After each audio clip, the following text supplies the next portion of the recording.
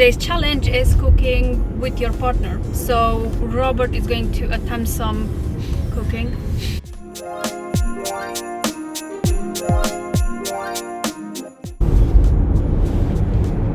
So we are now on our way to do some shopping with hubby Robert here. Say hi to everyone. Because today's challenge is cooking with your partner. So Robert is going to attempt some cooking under strict supervision, obviously. Yeah. How do you feel about that? Amazing. Can't wait. Yeah? Are you excited? Of course. Why? Why wouldn't I be? It's time spent together. Yeah, that's true. That's true. But we'll have to eat what you cook. Yeah, no, I'm quite good. I just don't do it often. I let you. You're quite good. I've Yeah. never tasted anything you cooked so far. There's a reason for that. Exactly. Yeah, you don't want to get used to it. Ah, there you go. Now we know. Yeah, okay. Well, we'll see how today's cooking is going, and if it's going quite well and it's tasty, you can do that quite regularly, I would say. Okay. What do you think? We'll see.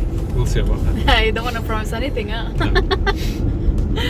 Okay, so we'll see what we find and which ingredients we actually find today, and then we'll decide on the recipe. When we came up with the idea of cooking with your partner, I actually had in mind another recipe, but because we couldn't find all the ingredients, we just decided to do something else. And here is Robert reaching out for some chips. Do we need that for today's recipe? And ice cream. I'm quite sure we don't need ice cream for today's recipe. But he did find some really good vegan ice cream, so he got, well, everything he could find. Look at him, how happy he is. He found ice cream.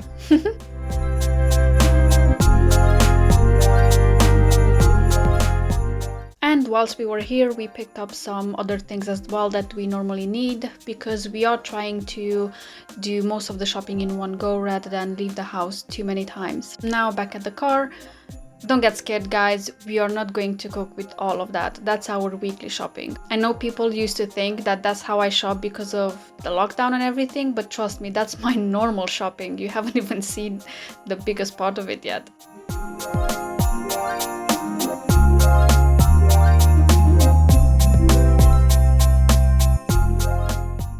So that's our shopping done. Obviously, we're not going to use all of that for today's cooking with Robert, but we just figured out we're gonna do our weekly shopping as well whilst we're here, so we avoid the number of times we have to actually go in public and crowds. Basically, it was quite crowded today. It was full. So Chef Robert here will have to cut up some garlic and onion, because like most recipes, everything starts with a big onion. So Chef Robert, what will you prepare for us today? We will try to make a vegan version of mac and cheese today. Yeah. With some garlic, some onion, a bit of carrots. Then just add, some nutrients to the mix.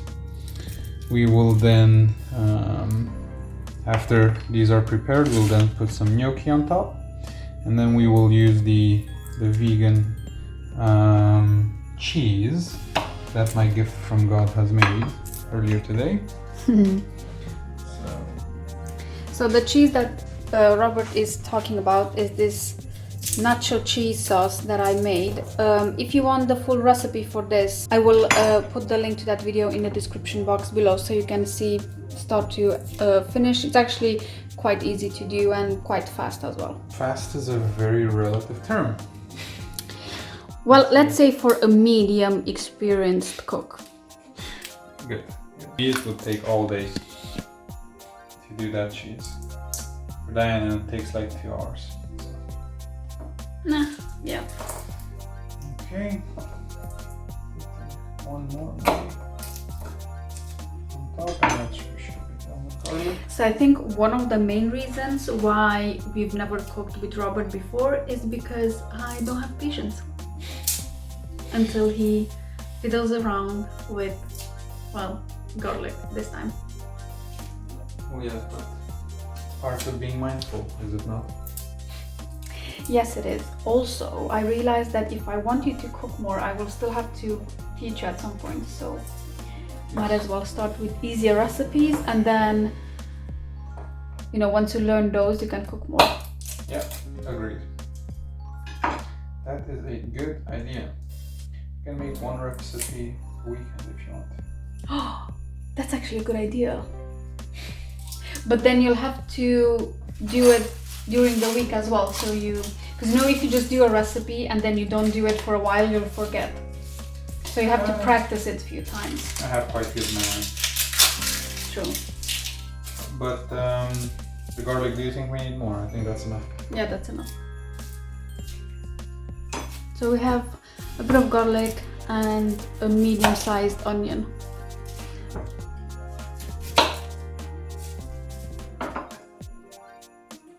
One thing that I still don't like about cooking and using onions is that they always make me cry. Like, I'm cooking for so many years, and I mean, I like onions, but clearly they don't like me. You don't watch enough telenovelas.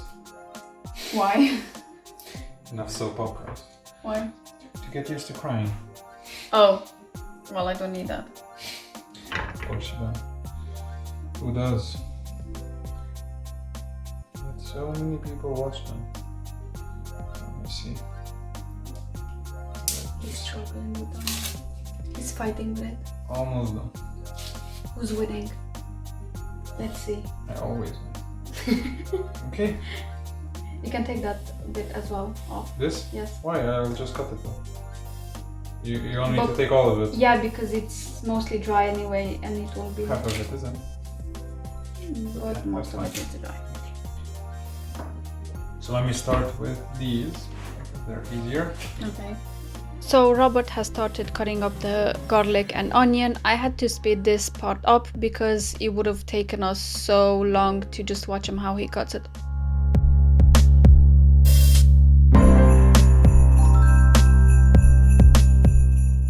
Although he did take his time with them, he actually did a really good job.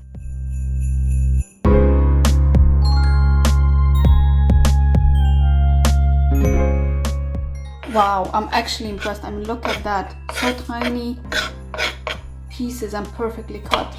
And he's not crying yet. Are you crying? Yet, but I still have half. So Yeah, true. any moment now. So the reason why Robert is actually exhaling so viciously is because a trick that I found, and it's the only one that works slightly, is that when you cut onions, it's better if you blow on it or basically against it, because the vapors that actually hurt your eyes tend to jump upwards, but then if you blow heavily, obviously you redirect them and they won't reach your eyes. But it doesn't always work, to be honest. I mean, I've tried, I think, most of onion cutting techniques out there, but I still end up crying. It's just, you know, it's a very sentimental practice, you know. You got so emotional. Yeah, it touches your soul, you know, when you do it. It's just a part of being human, you know. Yeah. You need to feel it. Yeah. It's part of the love that you put in. You know. It's so touching. Done. Yay! Once everything was cut up, he started the fire and put a bit of oil in a wok. I like cooking in a wok because it's just so much easier and you have enough space to stir everything and add as many ingredients as you want. Also, a wok is very easy to clean.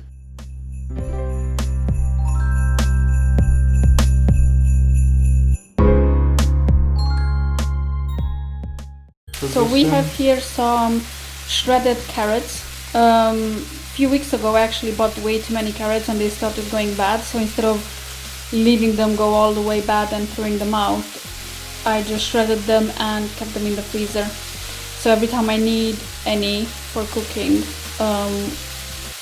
I can just take them out of the bag and then, can be used straight away. He added some carrots, a tiny bit of water just to help them soften a bit, and some garden peas. Now I know this is not a normal mac and cheese recipe, but we just wanted to add some more vegetables to it so we don't just end up eating gnocchi and cheese sauce basically. We wanted to make it slightly healthier.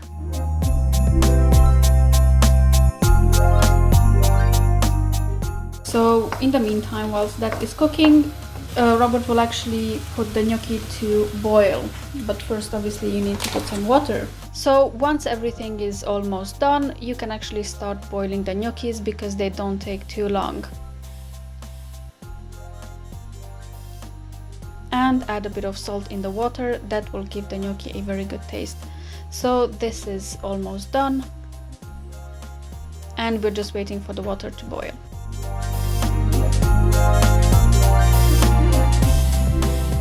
Okay, so where are we at? This is done. Yep. We can stop this. I'll leave it here for now. And then we're just waiting on the water to boil for the gnocchis. I will pull them out meanwhile. This is half a minute away. Do you know what gnocchi means in Italian? No, I do not. Dumplings. Dumplings, okay. We have dumplings. We have Italian style dumplings then. Yes, which are made with potato and... Or otherwise called floaters. Why do you call them floaters? Well, because once they're boiled and ready, they float to the top of the water. Floaters. That's funny. Once the water starts to boil, you can dunk the gnocchi straight in and make sure they don't get stuck to the bottom of the pan. So make sure to stir them as soon as you dunk them in the water. On the pack it said that they will boil within 2 to 3 minutes. We actually left them about 10 and we checked them regularly. Once they started floating to the top, we left it to boil for another couple of minutes and only then took them out. We did do a test try just to see if the pack was right, but we thought it was a bit too rubbery, and so we left it for like another couple of minutes and then we drained them.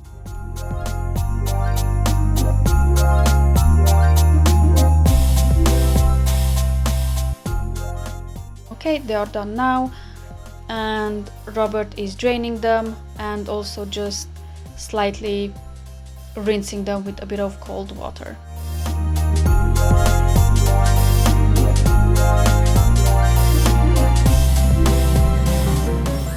Then add them to the mix that we made earlier and add a lot of nacho cheese sauce. Again, if you want the recipe for this nacho cheese, make sure to check out our description box below. I have the link to the full video there. Give it a good stir so you coat everything with all the ingredients.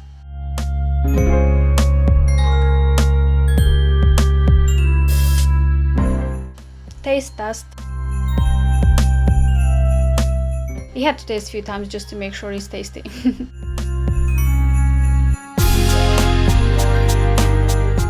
So that was good and now ready to plate.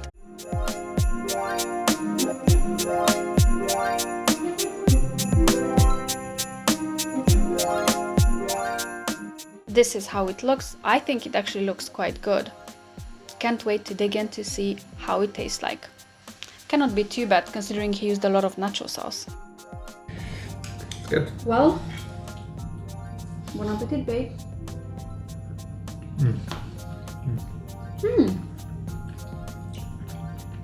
This is actually really good. This is quite good.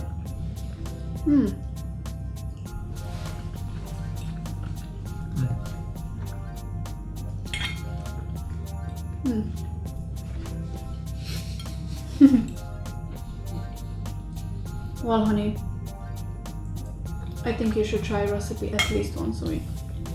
At least.